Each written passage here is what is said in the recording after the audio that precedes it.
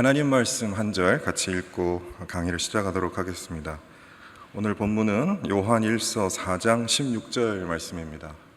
요한일서 4장 16절 말씀, 제가 하나님의 말씀을 받들어 읽을 때에 우리 주님의 음성을 듣게 되시기를 바랍니다.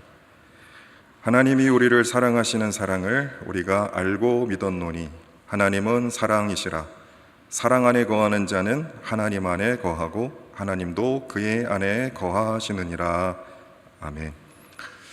오늘 찬양팀이 불러주신 이 찬양은 우리 평양 대부흥운동 때 많이 즐겨 부르던 그 찬양입니다. 인내하신 구세주여 내가 비오니 죄인 오라 하실 때 날 부르소서. 오늘 귀한 찬송 또 감사드리고, 제가 오늘 봉독해드린 이 성경 본문도 대부흥운동 때 즐겨 또 찾아 읽고 또 같이 은혜를 받던 그 말씀입니다. 사실 우리 대부흥운동의 신앙의 정신으로 보자면 바로 이 사랑, 하나님은 사랑이시고 그 사랑을 통해서 우리가 하나님 안에 거한다라는 말씀입니다.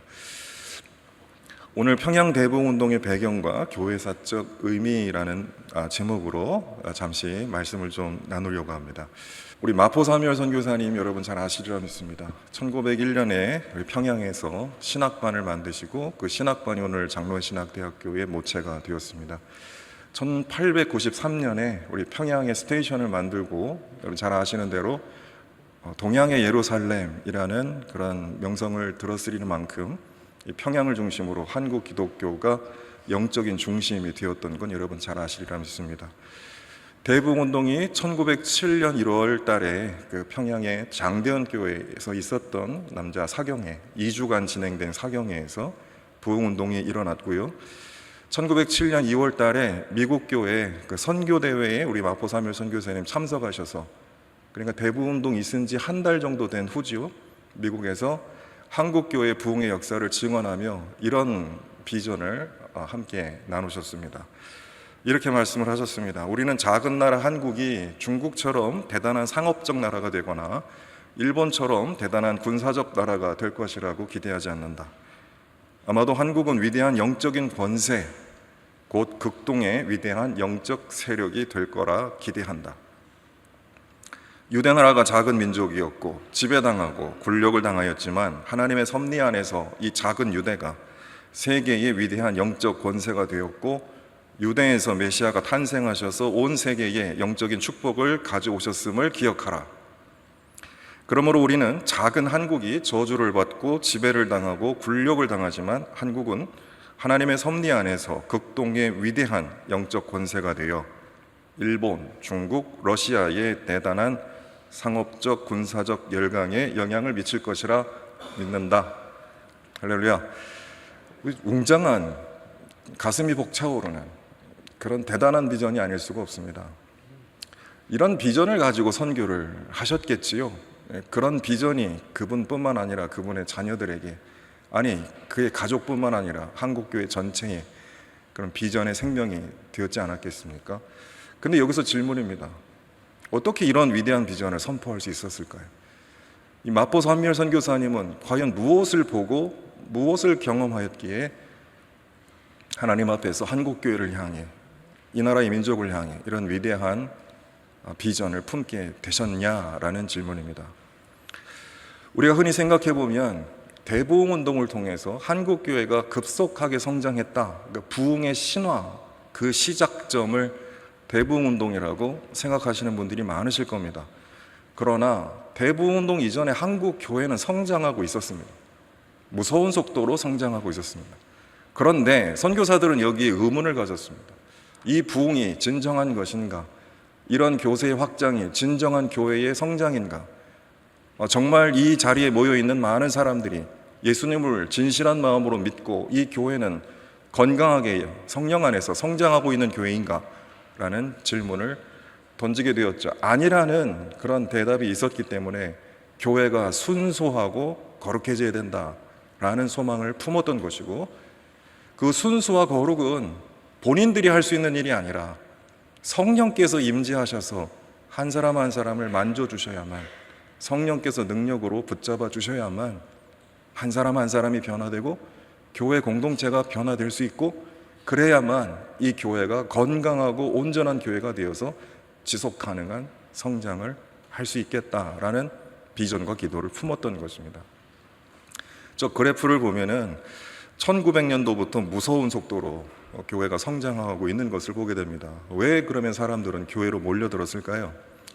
당시는 청일전쟁 후, 러일전쟁 후 우리나라가 이제 민족적으로는 쇠퇴하던 상황이고 제국주의 열강이 침입해 들어오는 상황이고 전통적인 세계 질서, 중화적 세계관으로는 이 문제를 돌파할 수가 없었고 그래서 서양의 세계적 재패 또는 서양의 세계적 질서의 재편 이런 흐름에 들어가지 않으면 생존이 불가능하겠다라는 판단으로 수많은 사람들이 서양 문명을 대변한다고 여겼던 교회로 들어오고 있었습니다. 물론 엘리트들은 그러한 입장을 갖고 있었겠죠. 그러나 이제 민중 계급, 또 열악한 계층에 있었던 하류 계층은 교회로 오면은 신변 보호를 받고, 교회로 오면은 살 근거들을 마련해주고, 교회 오면은 영어를 배우고, 교회 오면 학교를 다닐 수 있고, 교회로 오면 사회적 신분이 성장하기 때문에 이런 여러 가지 조건으로 인해서 교회로 몰려들었던 것입니다. 그런데 여기 의문을 품었던 거죠. 이거는 건강한 성장이 아니다. 하나님 앞에서 그 동기가 순수해져야만 이 교회가 건강하게 성장할 수 있다. 그래서 선교사들은 부흥을 꿈꾸었던 것입니다. 왜 그랬는가? 한국에 들어왔던 선교사들이 미국 교회에서 부흥을 경험하고 삶을 헌신한 사람들이에요. 그들도 인생에 앞으로 전도 유망한 사람들이었어요. 그런 것들 다 내려놓고 한국 선교지로 들어왔을 때에는 부흥운동을 통해 경험했던 성령의 뜨거움이 있었기 때문에 바로 그 복음의 열정을 가지고 한국에 들어왔던 것이고 이제 그와 유사한 부흥운동이 한국에 일어나서 이 교회도 뜨겁고 건강하게 성장할 수 있기를 기대하는 마음으로 선교 활동을 했던 것이죠. 다음 장면입니다. 초대교회에 오순절 사건이 있었듯이 우리 한국교회에도 오순절 사건이 있습니다. 그것이 바로 1907년 평양 대부흥운동입니다. 여러분 잘 아시겠지만 사도행전의 그 오순절 사건이 성령의 공동체로 교회를 결정적으로 변화시킨 사건 아니었습니까?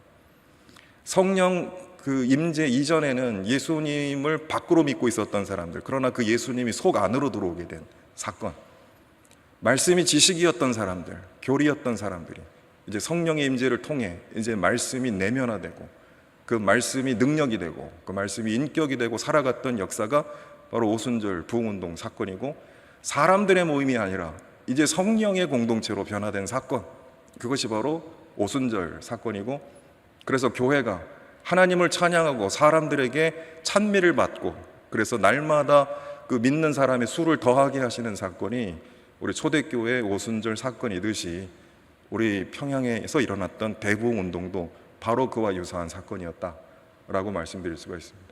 우리 한국교회가 지금 놀랍게 성장한 것은 많은 사람들의 헌신도 있었고 또 많은 또 여러 가지 사회적 또 문화적 배경도 있었지만은 무엇보다도 성령께서 이 교회를 움직이시고 또 이끌어 가셨기 때문에 바로 이런 위대한 대부흥운동의 경험과 시작이 있었기 때문에 우리 한국교회가 이렇게 건강하게 성장해 올 수 있었다라고 말씀드릴 수가 있겠습니다. 이 대부흥운동이 그냥 공백 상태에서 진공 상태에서 일어난 것이 아닙니다. 기도의 전통이 있었고요. 놀랍게도 한국교회는 사경의 전통이 있었고요. 이 기도의 전통이 발전하고 사경의 전통이 발전해서 여기에서 부흥운동이 일어날 수 있었던 것입니다. 그래서 성령의 임재를 통해서 그리스도의 몸을 회복한 사건, 제가 아까 성경 말씀 봉독했던 것처럼 바로 거룩한 몸으로 하나 되어서 성도들이 주님 안에서 하나로 연합한 사건, 자신의 죄를 뉘우치고 그 죄를 용감하게 고백하고 다른 사람의 죄의 고백을 듣고 함께 중보하며 서로 저주하고 증오하고 시기하고 질투하는 그런 공동체가 아니라 서로 한 마음으로 품어주고 주님 앞에서 하나 된 사건, 그래서 그 공동체적인 회복이 가정과 사회로 확장된 사건, 이 사건이 바로 대부흥운동이었습니다. 하나님의 말씀으로 자신의 죄를 깨닫고 하나님의 말씀으로 자신의 죄가 치유되고 하나님의 말씀으로 공동체가 거룩하게 회복된 사건, 그래서 그 말씀으로 살아가는 공동체가 세상을 변화시켜 나갔던 사건, 이것이 한국교회가 경험했던 1907년 평양 대부흥운동의 바로 핵심이다라고 말씀드리겠습니다. 바로 이 기초 위에 한국교회는 건강한 성장을 해올 수 있었다라는 것입니다. 외적인 부흥운동의 직접적 효과가 아니고 교회의 내적인 변화가 부흥운동의 직접적인 그런 핵심이고 거기에 대한 어떤 자연스러운 결과로 교회가 성장하게 되었다라는 말씀입니다. 그 다음 장면입니다. 초도에 말씀드렸던 것처럼 우리 대부흥운동의 사건을 보면 우리 민족적으로는 쇠퇴하는 그런 과정이었습니다. 러일전쟁 후 을사늑약, 정미 7조약 그리고 한일 합병으로 이뤄지는 그런 민족사적인 쇠퇴기에 바로 대부흥운동 사건은 일어났던 것입니다.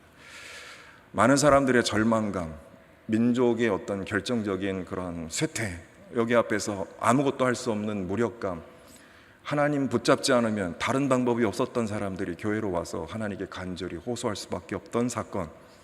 그래서 이 바로 민족사적인 위기, 개인의 어떤 절대적인 절체절명의 위기적 상황, 절망의 사건에 부흥운동은 답을 줬던 겁니다. 저는 신앙은 세 가지 차원이 있다고 봅니다. 첫 번째는 우리가 당하는 고난에 그것의 이유가 뭔지, 의미가 뭔지를 해석해 줘야 된다. 이 고난의 의미가 무엇인가 해석해 줘야 되고요. 두 번째는 그 고난을 당하는 사람들을 위로해 줘야 됩니다. 세 번째는 앞으로 어떻게 살아야 되나라는 방향을 제시해 주고 비전을 줘야 된다라고 생각합니다. 대부흥운동은 결정적인 이 세 가지가 다 있었어요. 고난당하는 민족, 절망에 빠져 있는 죄인 같은 그 개인들에게 그 고난의 이유, 죄를 각성시키고 그 다음에 그 죄와 고난과 절망 가운데 있는 사람들을 위로하고 하나님의 은혜로, 그리고 앞으로 하나님 안에서 어떻게 살아가야 되는지, 하나님과 동행하여 어떻게 살아가야 되는지의 비전을 제시해주고 그 공동체를 이끌어준 사건, 이것이 바로 한국교회가 대부흥운동을 통해 우리 민족에게 제공했던 귀한 은혜의 사건이었다라고 말씀드립니다. 대부흥운동에는 크게 세 가지 배경이 있었습니다. 첫 번째는 선교사들이 이 부흥운동을 준비하고 기도하고 있었다. 기도하지 않는 사람들에게 역사가 일어나지 않습니다. 항상 성령께서는 기도하는 사람들을 통해 일하십니다. 기도했기 때문에 그 역사가 일어나는 것이 아니라 성령께서 기도하는 사람들을 통해 역사를 일으키신다라는 말이 선교사들의 기대와 열망이 있었고요. 그리고 그러한 기도가 간절하게 사무치는 사람들, 즉 민족적 어려운 상황, 을사늑약, 일제 식민지 확장의 이 어려운 상황에서 하나님의 도움을 간절히 바라는 사람들의 열망이 있었고요. 세 번째는 한국교회가 바로 이 대부흥운동을 통해 이런 위기를 영적인 기회로 승화시킨 그것이 결합된 사건이 바로 대부흥운동이라고 말씀드릴 수가 있겠습니다. 그 다음 장면 넘어가 보겠습니다. 1907년 평양 대부흥운동 이전에 전 사건이 있었습니다. 바로 원산 대부흥운동 사건입니다. 1903년. 그래서 평양 대부흥운동 사건은 1년의 연속적 사건의 절정이었습니다. 1903년에 원산 대부흥운동으로 시작되어서 그것이 1907년 평양 대부흥운동의 절정을 찍고, 그래서 그것이 한국교회 지속가능한 성장으로 이어졌다라는 말씀입니다. 이 원산 대부흥운동은 강원도 지역 여기 담당하고 있었던 선교부 남감리회 캐나다 장로회, 특히 여성 선교사들의 기도 모임에서 시작됐다. 오늘 이 강좌가 기도에 관한 말씀을 나누고 있다라고 이야기를 들었는데 기도하는 자리에서 일어났습니다. 여성 선교사들이 하나님 앞에 자신들의 무력함을 내려놓고 우리를 부르신 하나님께서 우리를 통해 역사하십시오, 이렇게 기도하는 가운데 하디라는 선교사가 말씀을 준비하는 과정에 이 대부흥운동이 촉발되는 그러한 고백을 하게 됩니다. 로버트 하디라는 선교사는 캐나다 토론토 대학의 의대 출신의 의사였고요. 잘 나가던 커리어를 내려놓고 한국의 선교사로 자원을 했습니다. 자기가 한국에 들어오면 모든 것이 잘 될 것이라 믿었지만 한국의 선교 현장은 녹록지 않았습니다. 그의 선교는 성공적이지 못했습니다. 그래서 좌절하게 되었죠. 그랬을 때 기도하는 가운데 그가 말씀을 통해 깨달았습니다. 힘으로 되지 아니하고 능으로 되지 아니하고 오직 여호와의 신으로만 되는구나. 그가 갖고 있었던 백인 우월주의, 한국에 대한 문화적 그런 어떤 경시 태도, 그리고 그가 갖고 있었던 엘리트주의, 자기가 공부했던 학식, 자기가 갖고 있는 어떤 문화적인 힘, 그런 걸로는 안 된다, 이런 깨달음이 왔던 것이고, 그래서 하나님이 도와주셔야만, 성령의 능력을 받아야만 내가 선교의 사명을 감당할 수 있다라는 고백을 하게 된 것이고, 한국 교인들을 무시하고 자기의 지식과 문명을 자랑했던 것을 공개적으로 선교사들 앞에 회개하게 되는 그런 사건이 있었고요. 바로 그런 회개의 고백들이 많은 선교사들과 더불어 그런 회개의 운동을 촉발시키게 되는 계기가 되었습니다.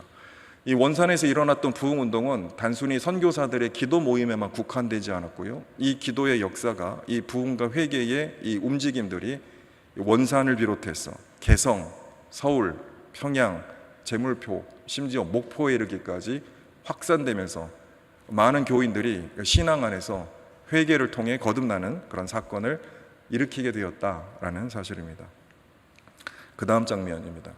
바로 이러한 바탕 위에 1907년에 평양 대부흥운동이 일어나게 된 겁니다.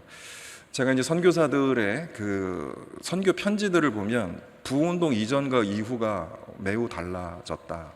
한국 교회와 한국 교인들을 보는 시각이 매우 달라졌다라는 겁니다. 대부흥운동 이전에는 한국 교회 또 한국 교인들을 또는 한국인들을 문화적으로 좀 열등하게 보았습니다. 왜냐하면 샌프란시스코에서 배를 타고 일본 요코하마를 거쳐서 한국에 들어오기 때문에 일본을 거쳐서 한국으로 들어온단 말입니다. 일본하고 대비되는 조선이란 문화적으로 매우 열악한 상황이었죠. 선교사들 편지를 보면 남부에 있는 우리 시골집 돼지 우리보다 못한 환경에서 사람들이 살아간다, 이런 것들을 편지에 기록하고 남겨두고 있습니다. 심지어 수도 서울이라 하는 곳도 상수도 하수도가 구별되지 않아서 온 동네에 악취가 넘쳐나고 해마다 전염병으로 죽는 사람들이 즐비할 만큼 한국은 문화적으로 열악하다, 이렇게. 그리고 한국 사람들 볼 때에도 예를 들어 지게에 큰 짐을 지고 가는 사람들을 바라볼 때 저게 저 사람들이 지고 가는 죄의 무게다, 이런 표현도 등장하고 바로 저렇게 노예와 같이 짐승과 같이 억압되어 살아가는 사람들이 한국의 현실이다, 이러한 이미지가 굉장히 컸었습니다. 근데 대부흥운동을 경험하면서 그들이 갖고 있었던 문화적 편견들이 깨지기 시작하는 거예요. 한국 교인들에 대한 무시와 경시가 무너지기 시작하는 거예요.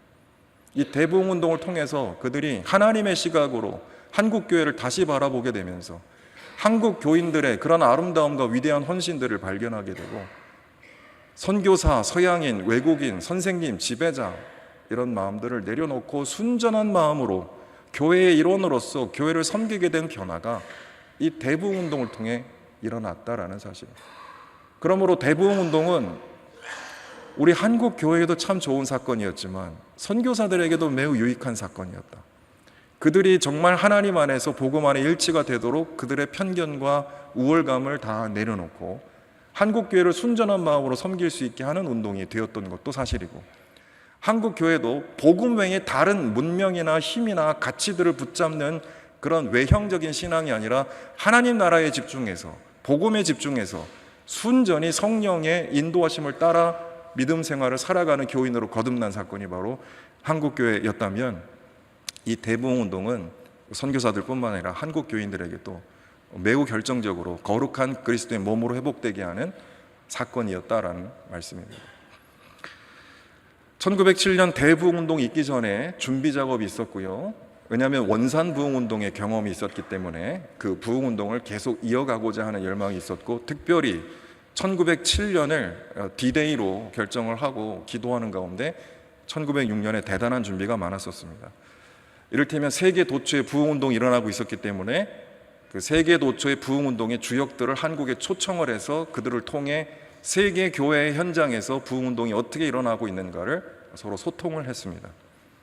그리고 선교사들은 함께 모여 기도를 했습니다. 우리 1907년에 위대한 부흥이 한국교회에 일어나도록 하나님의 역사를 기도하는 기도를 간절히 했습니다. 1906년 1월에 서울과 평양과 원산에서 선교사들이 연합기도회를 했고요. 1906년 8월에는 평양 지역 선교사들, 장로교, 감리교 할 것 없이 선교사들이 한 자리에 모여서 연합 수량회를 하면서 부흥운동을 위해 기도했고요. 오늘 제가 시작 전에 봉독한 그 성경 말씀이 연합 수양회에서 하디 선교사가 하나님은 사랑이시라라는 제목으로 말씀을 선포하면서 봉독했던 성경 구절입니다. 1906년 9월에는 하워드 존스톤이라는 장로교 계열의 부흥운동가가 한국에 와서 이 세계에서 일어나고 있었던 부흥운동, 인도와 웨일즈에서 일어나고 있었던 부흥운동에 대해서 소개를 했고, 그때 그 자리에서 이런 질문을 했습니다. 조선에는 누가 성령 충만함을 받고자 하는가? 인도와 웨일즈에서 일어나고 있었던 부흥운동을 소개하고, 조선에서는 누가 부흥운동의 주역이 되겠는가? 이런 질문을 했을 때 그 현장에 있었던 길선조 목사, 당시 길선조 장로가 손을 들고 내가 그 주역이 되겠습니다 라고 헌신했던 그 사건은 여러분 다 들어서 아시리라 믿습니다. 바로 그러한 예언이 실제로 1907년에 일어나게 됐던 것이죠. 다음 장면입니다. 윌리엄 블레어라고 이 평양의 부흥운동을 직접 목격했던 선교사가 부흥운동 이후에 코리아 펜테코스트 한국의 오순절 사건이라는 제목으로 선교 잡지에 기고를 한 내용이 있습니다.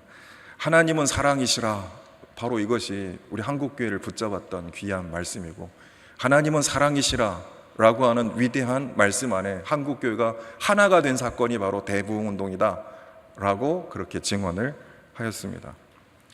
다음 장면입니다. 평양 대부흥운동은 1907년 1월 2일부터 15일까지 열렸던 평양 장대현 교회 2주일 사경회, 이 자리에서 있었습니다. 지금은 좀 희미해졌습니다만 저는 한국교회 성장의 그 원초적인 원동력이 사경회 제도라고 생각합니다. 이 사경회 제도는 교회 단위의 사경회, 일주일짜리도 있지만 이 교회의 리더들을 대상으로 하는 2주간의 사경회가 있습니다. 이거는 도 차원에서 그 도에 있는 그런 교회가 다 연합해서 하는 2주 사경회가 있었고, 전도자나 전도부인이나 이런 사람들을 위한 한 달짜리 그런 사경회, 집중 사경회도 있었고, 여기를 졸업한 사람은 성경학교를 입학하게 되시고 그 후에 이제 신학교 입학하게 되는 아주 체계적인 사경회 시스템을 한국교회가 가지고 있었는데요. 우리 평양 대부흥운동은 교회 지도자들을 대상으로 하는, 중직자 리더들을 대상으로 하는 2주간 사경회에서 일어난 사건이었습니다. 1월 2일에는 아무런 일이 일어나지 않았고요. 1월 7일 주일, 1월 6일 주일까지도 냉랭해서 선교사들이 실망감에 사로잡혀 있었습니다. 우리가 그렇게 열심히 준비했는데 아무런 일이 일어나지 않는가. 그러나 놀라운 사건, 1월 7일 월요일 저녁 집회가 파하고 집으로 돌아가지 않은 사람들 한 600명이 남아서 기도하는 자리에서 이 부흥의 역사가 일어나게 된 겁니다. 성령의 임재를 경험한 사람들이 통성 기도를 하면서 자신의 숨겨진 죄를 고백하고 눈물로 통회 자복하면서 그것을 고백을 했을 때 그 회개가 옆으로 번져나가면서 수많은 사람들이 연쇄적으로 일어나 자신들의 죄를 고백하고, 자신의 죄가 너무나도 끔찍하고 고통스러워서 바닥으로 대굴대굴 굴을 때에 교인들이 그 자리에 가서 그를 안아주고 함께 그를 위해 중보하며 교회가 하나 되는 사건, 이런 사건이 일어나게 된 것입니다. 특히 1월 8일 저녁 집회 때 당시 지도적인 그런 지도자였던 강유문 조사라고 있습니다. 강유문 조사, 우리 방위량 선교사의 조사이기도 했는데요. 그동안 내가 얼마나 교인들을 미워하고 또 선교사들을 미워했는지를 고백을 하게 되었습니다. 그래서 특별히 강유문 조사 김 장로 간에, 김 장로님은 평양 장대현 교회 장로님이셨고 당시 평양 남선교회 연합회 임원을 하고 계셨던 분인데 이 두 분 사이에 그런 내적인 갈등이 심했었습니다. 그러나 이 부흥을 경험하면서 두 분이 서로 자신의 죄를 고백하면서 함께 이 죄의 문제들을 나누는 가운데 회복의 사건이 일어나게 됐던 것입니다. 1월 9일 집회에서도 동일한 회개 역사가 있었는데 당시의 주공삼 장로님, 나중에 일본에 선교로 나가게 되시는 그분인데 공개적인 자신의 죄를 고백하는 사건, 간음했던 일, 공금을 유용했던 일, 교회를 하면서 남을 질시하고 미워했던 일, 이런 것들을 공개적으로 고백을 했던 겁니다.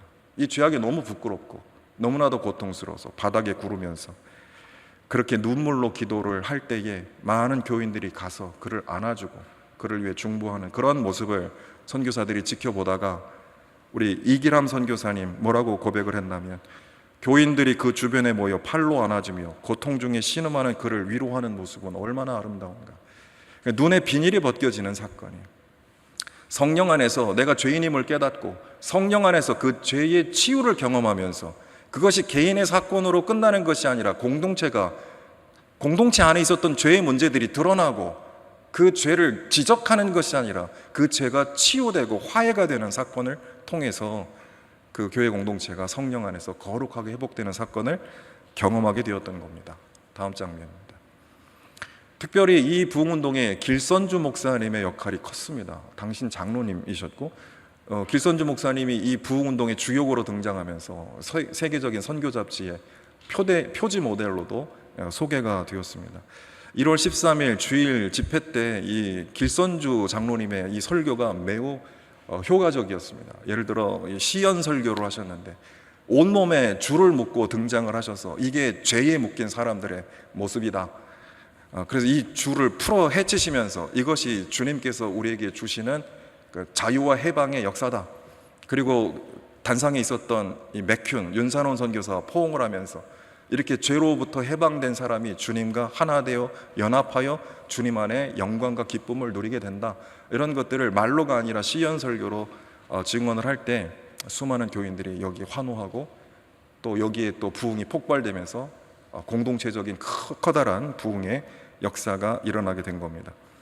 이 부흥운동을 통해서 남자 사경회를 통해서 일어난 이 부흥운동은 여자 사경회, 선교사들의 기도 모임으로 확장되었고 한국교회 전역으로 확산되기 시작을 했습니다.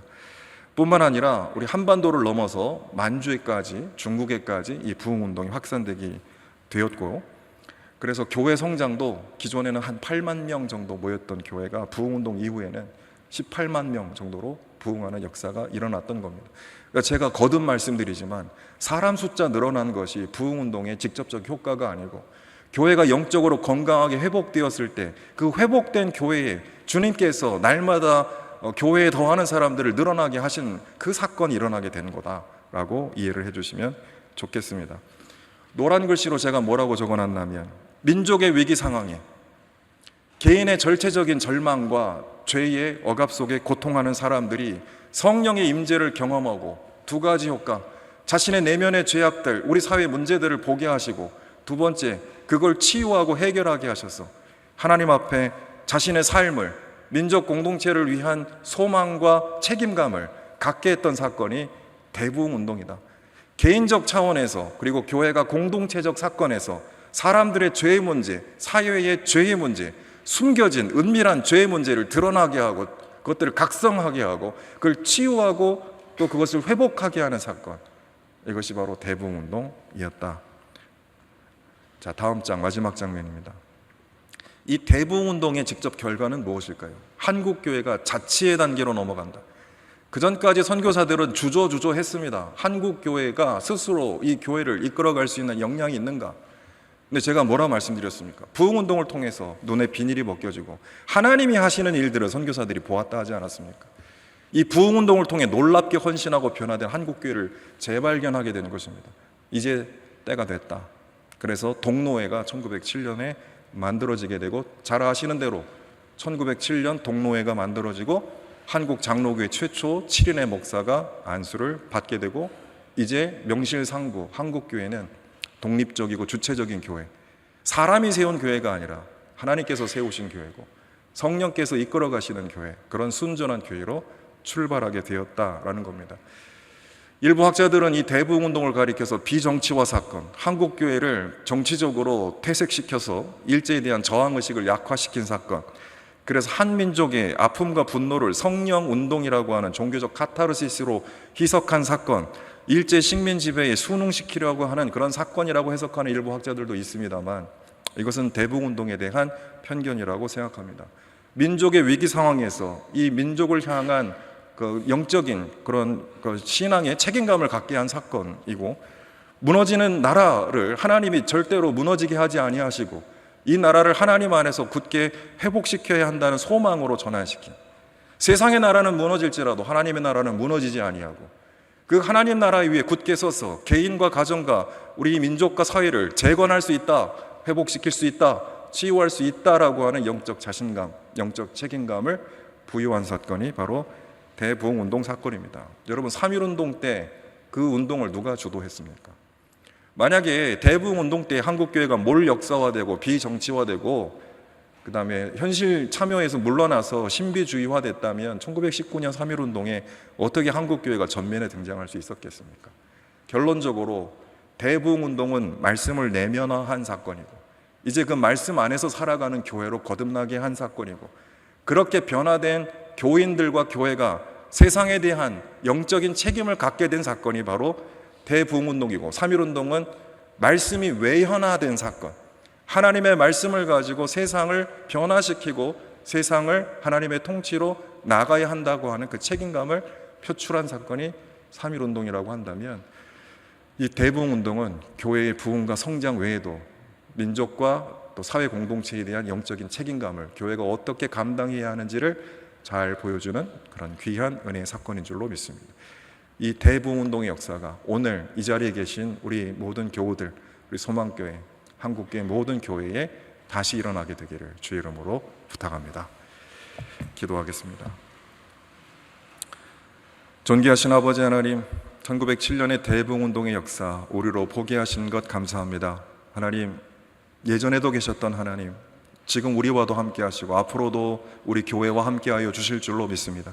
성령의 임재를 경험하여 우리의 숨겨진 죄를 낱낱이 하나님 앞에 고백하고 하나님의 치유를 경험하고 나아가서 우리 공동체 안에 숨겨진 죄악들이 치유되는 역사가 나타나게 하여 주시고 우리 교회가 건강하게 성장할 수 있도록 이 대부흥운동의 역사가 오늘 한국교회에 계속 이어지는 그런 은혜를 우리에게 허락하여 주옵소서. 모든 말씀 우리 주님 예수 그리스도 이름으로 기도드리옵나이다. 아멘.